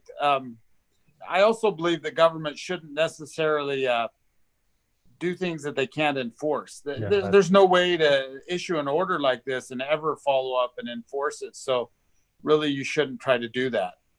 But in Washington County, UDOT was kind enough to call me as a county commissioner. They explained what they were trying to do, but the technology didn't exist. Everybody all over the county was getting pinged. And what was the point? Did they explain the point? I don't even understand the point. I don't know how many people are coming across that border a day, but it's got to be a large number. Then what? Yeah, that was the question that was never asked or never answered. What were they going to do with the data? How were they going to? How is this going to impact in a positive way public health? And so, yeah, we have about 18 million people a year across through Washington County on I-15. I don't know what the daily rate is, but it's quite high. Right. That was a great question. So yeah, that's one that I'm opposed to, and we're in shy times. We're shy times because we all want to. Well, we are rallying together. Nobody wants to mention it, but I'm mentioning it. So I'm going to say one follow up. Yes, for yes, Mike. Wendy. Would that not violate HIPAA to ask me to disclose to the government? And again, I'm a database programmer, so I have issues when they say it's a super secret, very secure database. There's really no such thing. Wendy's totally right. Just because they say it's like, hey, use this encryption app. Why? It says it's super safe. Okay. So would it violate HIPAA? Yeah, absolutely. When you're gathering data like that, that's not the government's purview, and there's no verification of the accuracy of that data, anyways. And I'd say on a policy basis, God bless the truckers of this nation who have actually continued to feed us, and we should just make sure that those rest stops that all through this state are clean, and free food for all of them, because those usually men, but men and women, are keeping us alive while we're all sheltering in place. So the idea of holding those people out, and many of them are truckers, because I don't know how many tourists are wandering around this state at this point, probably not a whole lot, but I would want this state to be more welcoming than shutting down the borders, because we need those people to continue to bring in the resources that we need, the supplies that we need during this I'll difficult tell you time. what, I saw this beautiful image on Facebook. It was, and I think it was here in Utah, a Vietnam veteran, just retired gentleman. He understood, for whatever reason, the challenges our truckers were having, not being able to stop anywhere to get food. Yeah, where they're supposed to long take haul. care of themselves. And he literally, on the side of the road, he and his wife made sandwiches, and they had a Absolutely. big sign that said "Truckers here's," and you know, just trying to do their bit. And this is what I love about this country, and this is why I know we're going to get through this. This is why I know our economy is going to come back. It's why I know that Utah, just like the Great Recession, we were one of the first states to emerge from the Great Recession. We will do it here in this case, but it will be hard. And there's a term in governance and budget time called hold harmless. We need to be held harmless. There isn't going to be a held harmless scenario in 2021 with our budgets. And the scariest part for me, and I don't know if we want to go here quite yet, but if we thought that Obamacare expansion, in the best of times where everyone was saying, hey, we pay federal taxes, we need to collect our federal taxes, let's just get more. Well, there's no federal program or federal money that says you get more states' rights and you get more state control when you take federal money. It's the opposite. It's a trade away. You trade away your state ability to build your own budget. They come with strings attached. They tell you how you're going to spend your state dollars when you accept those federal dollars. And there was this big push to expand Obamacare when you remember this in 2015, we fought this. We stopped it. You need to know, we stopped Obamacare expansion. We did, and it was not easy. We had a lot of people that with an appetite for those federal funds. Now, I got to tell you, the appetite for federal funds when these budget shortfalls arrive, the liberal media and the people that want to be, quote, air quote, held harmless, it's going to be deafening, the screams for federal funds. And if we don't have the grit and the ability to make hard choices and really be efficient with these budgets and understand that it's going to be a rollback in terms until we see the economy come back and bring us back on its own. If you accept those federal funds, you are giving away that sovereignty of your state and your ability to build that budget. And that trickles down. That's your state government. That goes down to Commissioner Iverson.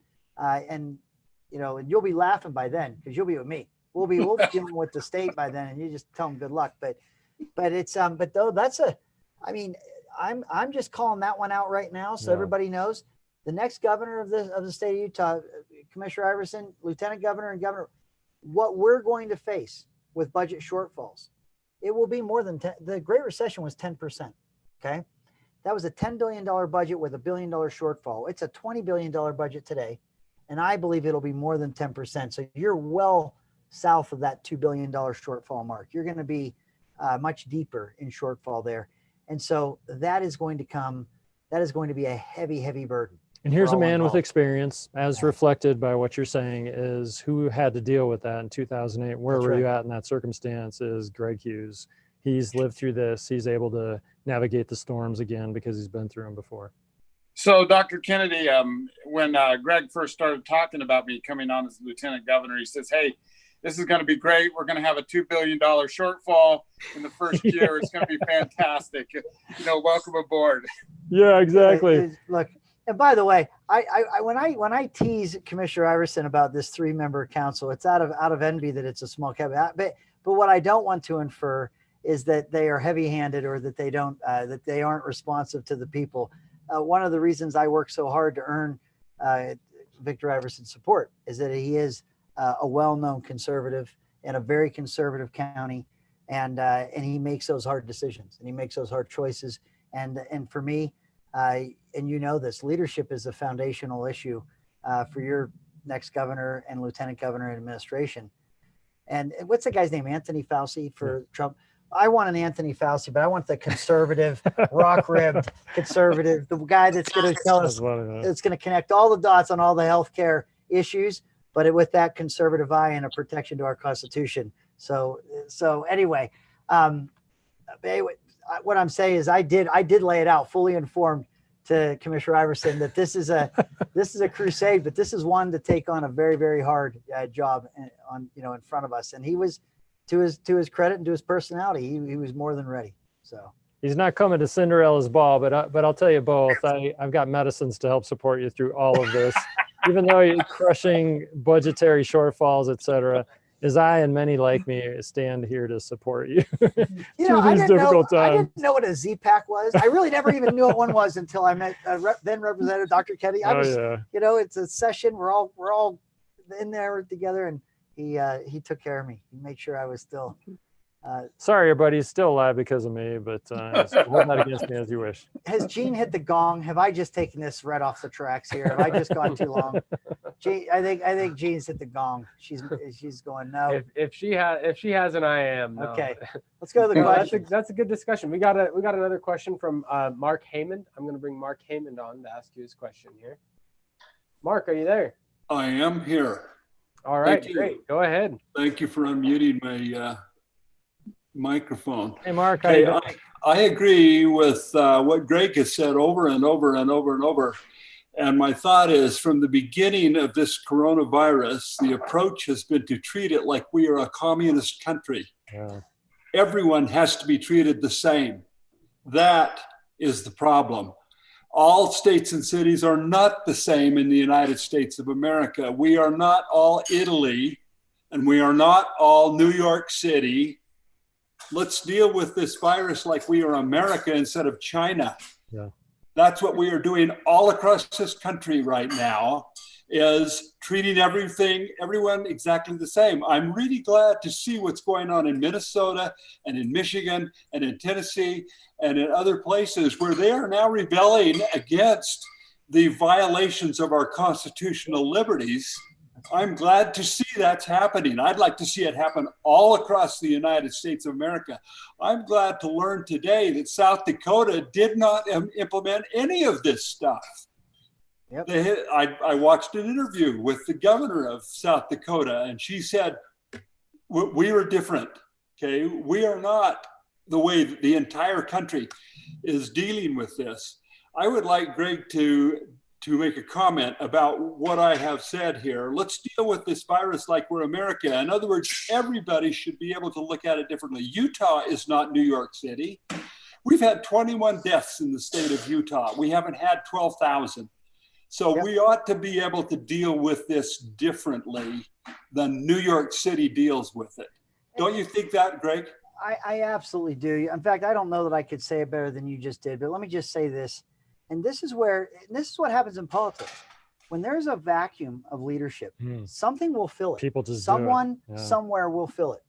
If you don't have a strong governor that starts putting, like the governor that you just mentioned from South Dakota, isn't she from South Dakota? Yes, South Dakota. And I'll tell you, the governor of South Dakota, she was ripped on by Elizabeth Warren. The liberals just tried to just shame her into trying to make these. Tells you you're on the right track when those kind of people attack. I think behind this is what was just described. It's collectivism. There is a push and this opportunity that I think some see to create socialism, communism, collectivism, whatever we want to call it, where they want people to be dependent on the government, that not have jobs to go back to.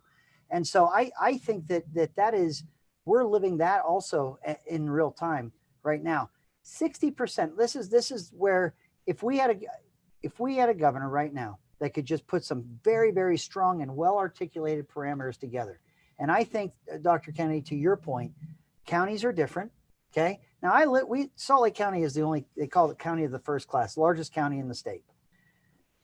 It's hard when we have a Democrat mayor, and I'm just afraid when we say local control, it's easy for you in Utah County to say it, or for Victor to say it in Washington County. I'm in Salt Lake County. Okay. Yeah, right. And they want to call the cops if you're in the park out here. Without a mask. Yes. Yeah. If you're not wearing a mask. So some of that local control is a little bit hard when I'm sitting here in Salt Lake County.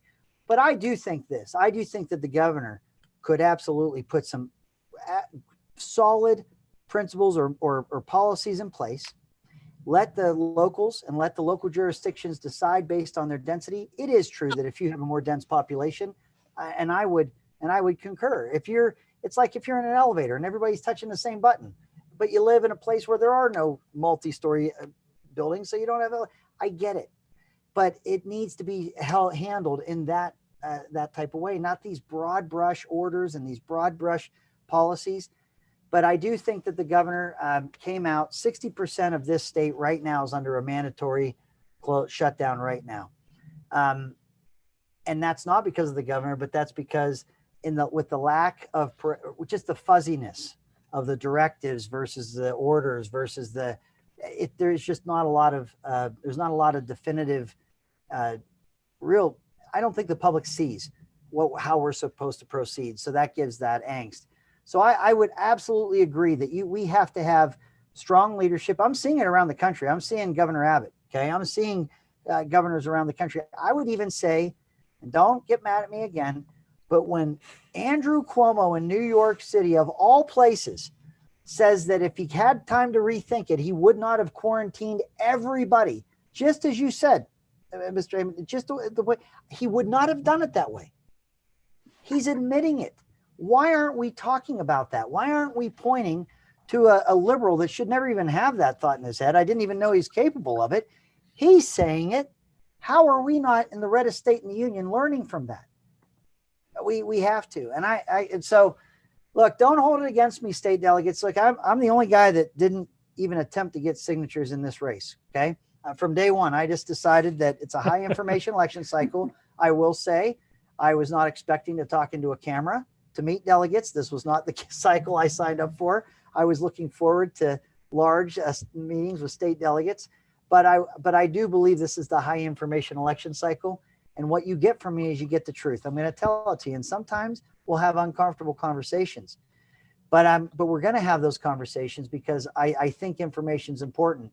Now there's going to be people that say, well, that Greg Hughes is a bit rude. It's a bit rude to say these things right now. I'm just leveling with you. And I'm saying that I don't get into that primary without your support and your approval as delegates. And so I'm just laying it out there for you. As you've asked, I'm answering. So. Well, I like your answer there. I really do think that's the problem that we have had here. We've got states and cities and counties. Washington County is very different from Salt Lake County. They should be able to deal with this the way they want to deal with it, not the way Salt Lake County deals with it. And Utah should be able to deal with it the way Utah wants to deal with it, not the way New York City deals with it. That's the American way, not the Chinese way. We're not China. Everybody doesn't have to do the exact same thing. And that's what we've been doing all across this country for the last month. It's absolutely true. It is absolutely true. I appreciate the observation. Thank you so much. Thanks, Mark. Mark, okay. Hey, I appreciate being able to Thanks for being on tonight. We appreciate it. So follow-up question there. Can the governor override local health directives? Is that something he's been allowed to do if he wanted to? So we have some counties that are being more strict, and maybe if they're going over what the boundaries are, the governor could change that? Absolutely, governor can and should as that goes. And you could see where if Salt Lake County wants to stay shut down, but you've got Utah County or Davis County individuals that want to go into Salt Lake County, that the governor could give guidance to say that if somebody's traveling to and from business and their business happens to be in Salt Lake, that they should be allowed unfettered to be able to go to that business. And goodness, how hard is it to touch an elevator button with your elbow and just kind of stay in your office and do your work? Salt Lake County obviously has a lot of our business transactions throughout the state. And so there should be some coordination associated with that, but that's where we do need some definition associated with these instructions, because if it is a patchwork approach, then it becomes confusing, but there is a way to connect the dots and still allow local control, which I think is the most flexible and functional way to deal with this. So let me just say this. I think there's consequences to. So if you have a county as large as Salt Lake County, and you have a mayor and we do stay committed to local control, and you see the businesses that are crumbling and falling apart here, and you see local leadership in other adjacent counties where that's not the case, I think that even that would inform local decision making in terms of what they would do. The key though, and Representative Kennedy, you know this because we've done this. You did this on when we had a terrible incident with a school shooting, and where it was while we were in session, And sometimes you get into this bubble when you're in this general session up at the Capitol. You're not watching the news as much. We're there before the sun comes up. We're still there when it goes down. And you called me on a weekend while we were in session, and you said that you'd been thinking about these deaths and this violence that occurred in the school. And you said something that was so profound. And you just said that you didn't think that there was necessarily a law that could be passed or a resolution that could be passed that would make a difference.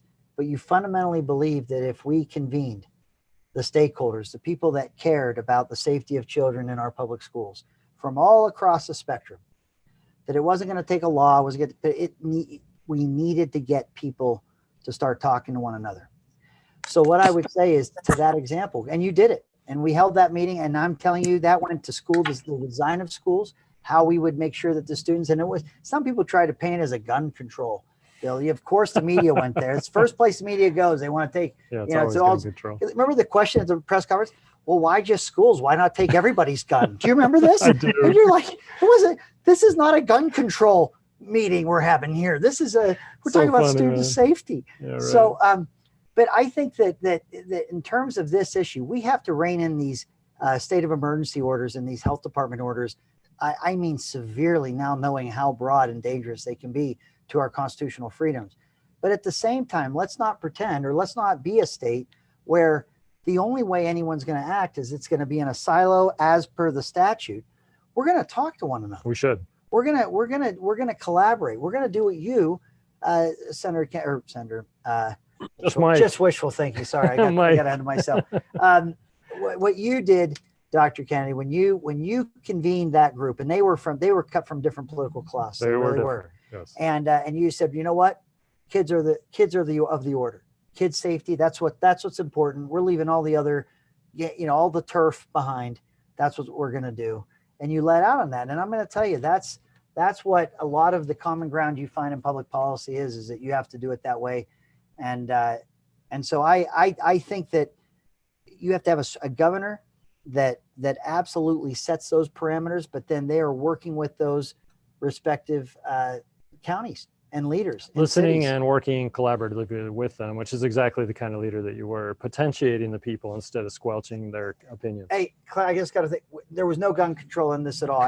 If I just said that, I thought I was mocking gun control, but this was not a gun control issue at all. This was school safety all focused. School safety, no gun control. This is only school safety. So anyway, but no, I mean, that's what I believe that leadership requires, is that you set those strong parameters. I listen to some of these governors around the country, and I don't think there's oxygen left in the room for a county executive or mayor to go start throwing furniture around the room saying what's what. I think the governor of some of the states I'm watching sets the tone, sets the rules, sets the way forward, and then everyone starts rallying and they start working. And I'm going to say it, I don't think that's what we have right now. I think we have a lot of confusion happening and a lot of frustration happening in the state right now.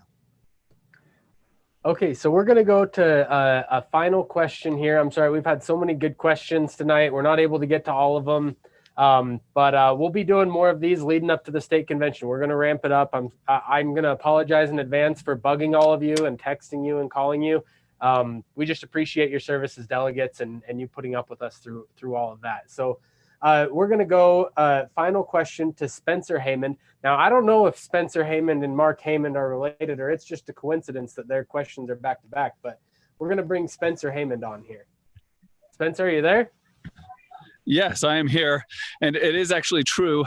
Mark is my uncle. He actually lives just south of me, so we're going to have neighboring districts. That's right. Just one important... you had like baseball cards for our founding fathers. I remember you had some really, is that right? Do I remember that right? Yes, that's exactly right. Common sense cards. And then good old Bert Smith funded those to be turned into an app. But we were putting those out the same times that Angry Birds come out, and it was hard to compete against Angry Birds. Angry Birds. I think my youngest son might have been your competitor. I apologize. Funny, I think he's really into that whole Angry Birds. That's good. So just one question for you. You mentioned here a while back something that is always a big concern of mine, and that is our monetary policy and how many people don't seem to understand our monetary policy. And I know people often just say it loose, you know, like you said, the feds, they just print money or whatever, you know, Washington, they'll just print the money. And what really happens, which you're probably aware of, but just so everyone can know, is our monetary system is a debt-based monetary system, right? Yep. They do not print money. It would be awesome if that's all they did was print money. But our money is created by the Federal Reserve, a privately owned business that creates our money as a debt instrument. And we then pay nearly $500 billion a year to be able to have simply a medium of exchange to do business with. And there's a lot of stuff actually that Trump is putting in place to try to correct that. I've got a good friend that he's working with out of North Carolina who's been studying and watching our monetary policy for 3 or 4 decades now. But North Dakota is a state that we need to get really close with and understand what they've done to overcome this entire monetary policy problem. And that is it was 1910, I believe, North Dakota established their own state-run bank. And so when North Dakota needs to bond for something or borrow otherwise, they borrow directly from their own coffers in their state-run bank through the magic of fractional reserve banking. And understanding those principles, especially as the governor, and leading the state out in that way, could set our state dramatically ahead of any other state in the union, including North Dakota. We've got a much larger economy, I believe, here in Utah than North Dakota.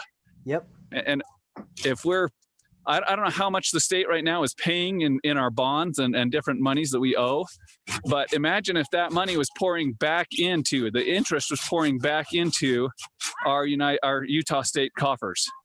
Like, that's a big difference. Not to go out and compete against commercial banks for car loans and credit cards and home loans and things like that, but simply to take control of our state finances.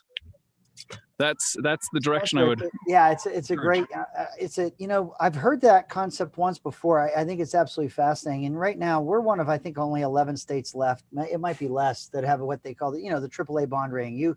It's what you have in rainy day funds. It's what your bonding limit.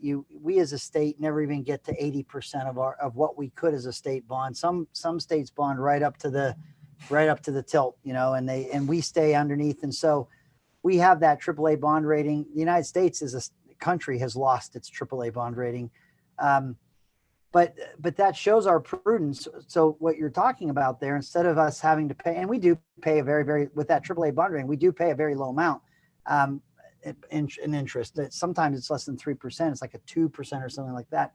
But there is so much merit in what you're saying in terms of, instead of paying out, how we could do that and be on the other side of that equation. But I would be sensitive to what you point out as well. We don't want to compete with the lending institutions and those, as a state we wouldn't, those that car loans and things like that. But I think it's an absolutely fascinating idea. And I do think I probably use that term too flippantly. I say that the Fed, they just print the money, and I say it but you're absolutely right.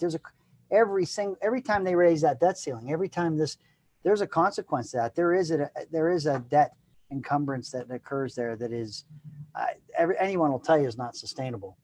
I just hope that we keep having bigger guns than everyone else. I mean, I hate to say that, but I mean, I don't know. So thanks, Spencer. Good to see you. It's good to see you, sir. Thank you. Thanks. I'm going to tell you, they're smart. The Havens are smart. They got it going together. What's going on? Uncle and Spencer. Yeah. Look, we're about to close. I'd love to, Commissioner Iverson. Yes. Would you like? We're going to finish up here, but I'd love to give you the floor.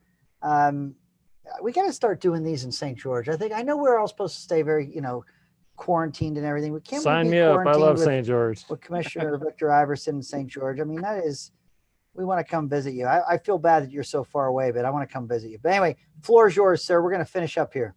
Well, I'd just like to thank all the delegates that have joined us this is a very strange time as we usually we'd be meeting in person. I absolutely love our delegate convention process, and this has been a great discussion. And I think I've maybe ran into Dr. Kennedy before, but it's been really delightful, Dr. Kennedy, to have you join us and just bring a vibrancy and a discussion and your professionalism and your career to this discussion.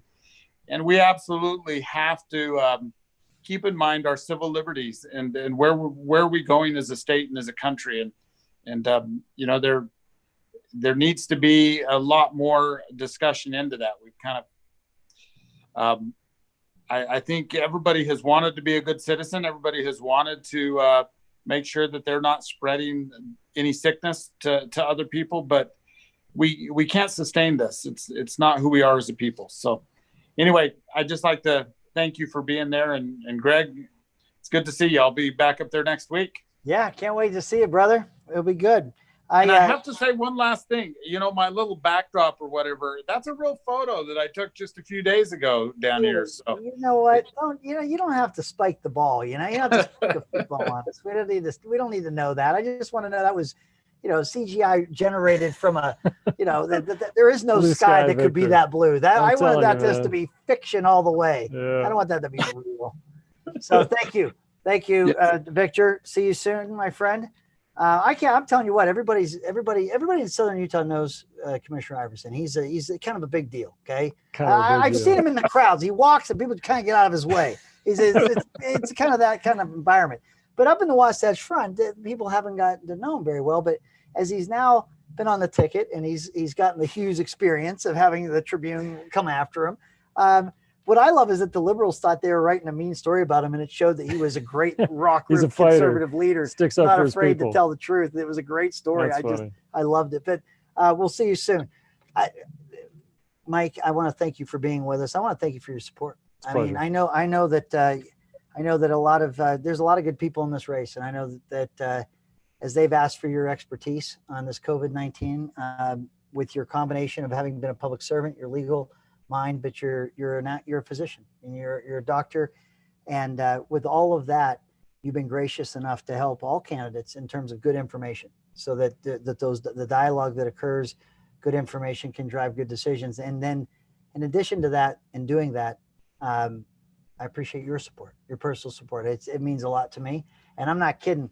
Is the guy's name Anthony Fauci? What's the guy's name that sits next to Trump all the time? Yeah. Okay, he's got nothing on Dr. Kennedy. That guy on his best day, he's not as good as Dr. Kennedy. We've got the guy here, right here.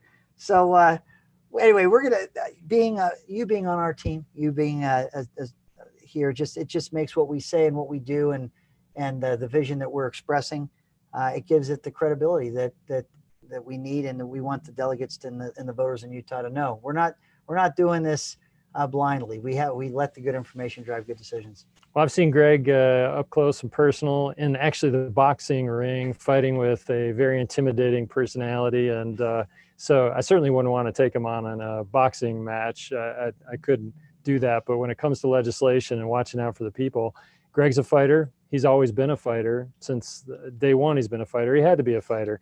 And as a result of that fighting spirit, and also a man of the people, is he understands what it's like to struggle. And he understands what it's like to become victorious over struggles. I've seen him with intense storms in the legislative process, and he took the heat, he took the storms, and he took it like the man that he is, a man that has principles, a man that's conservative, he's founded constitutionally, and a man that knows how to win a fight and not forget the people that he serves. And so absolutely, I love to sit here with you, and I'm proud to be on the team. And I hope all those good delegates out there know that this is the man you should be supporting in the convention and in the primary as well. And I'll finish just by saying, this is a fight that I expect you to win in the convention, but there's another fight. It's going to be a big fight coming in the primary season. And that is a real challenge. And every delegate that cares about the outcome of that process, please get behind this man and organize the neighborhood meetings that hopefully by then our quarantine will be relaxed and we can actually do more of these kind of things. But organize those meetings and send this man whatever small or larger donations that you can to help him move his message forward, because we need somebody who's a proven leader, and we've got one right here, And I look forward to him and Victor being our governor and lieutenant governor in the near future. Thank you, Mike. So thank you everyone for joining us tonight. I hope you saw, I mean, what I appreciate about tonight's town hall is that we have my running mate, Commissioner Iverson. I think you felt the strength of will, the leadership. Is my mic on? I thought it just went off. No? Okay. Sorry. But I'm lucky to have Victor as a running mate. My dear friend, Mike Kennedy. This is a guy that's battle born himself. He's far too humble to ever tell you, but that was a big fight 2 years ago in that U.S. Senate race. You won that convention. You won the support of the delegates. And there were people that thought that was undoable, but you've been a dear friend, and you've just proven it. You're not talk. In fact, you didn't.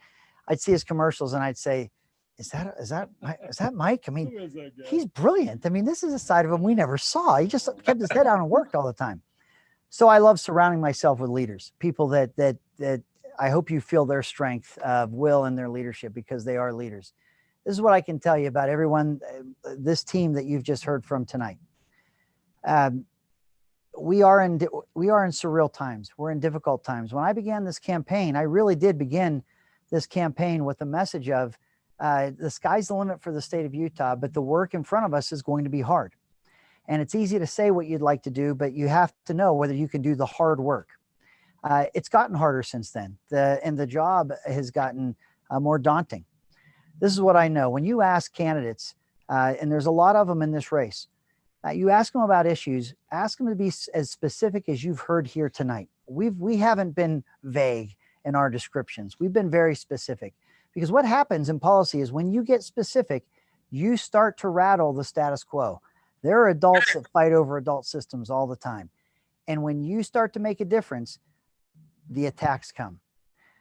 When people tell you what they're going to do, if they haven't had the liberal media attack them, if they haven't had the Twitter storms and the social media try to shame them out of even having an opinion, if they haven't had the special interest groups threaten their elections and go after them, if they haven't seen the fear, as speaker, you could see with your colleagues, fear can be contagious. And you, even with your staff, is this too hard? Are we taking in too much criticism? But courage is contagious as well. If you've never lived through that, when you ask those questions of candidates, what they would do in circumstances like that, I don't think they know themselves, let alone what they'll tell you. This is what I know. The people that you've heard here tonight and myself, we've been through those experiences. We haven't buckled. We're undaunted. I know that the sky is the limit. We will be the state that emerges from this pandemic and this recession, or maybe depression, we don't know. But it will be hard work, but we will do it. And we will do it because we're conservative. We'll do it the right way. And we won't let those that try to intimidate be successful in doing it. So thank you so much for being here tonight. My biggest paranoia is I truly thought I'd have at least a shot at seeing the 4,000 delegates and making my case. I worry in the social distancing that I'm not going to have that chance to make this a connection. So thank you for being here tonight. Please pass the word to other delegates. We want to have more town halls and we want to have more deeper discussions. We focused on this issue tonight, but we're going to talk about it, and we have talked about everything. So please join us again. Please tell other delegates to please join us. And again, thanks a lot. We appreciate your time tonight.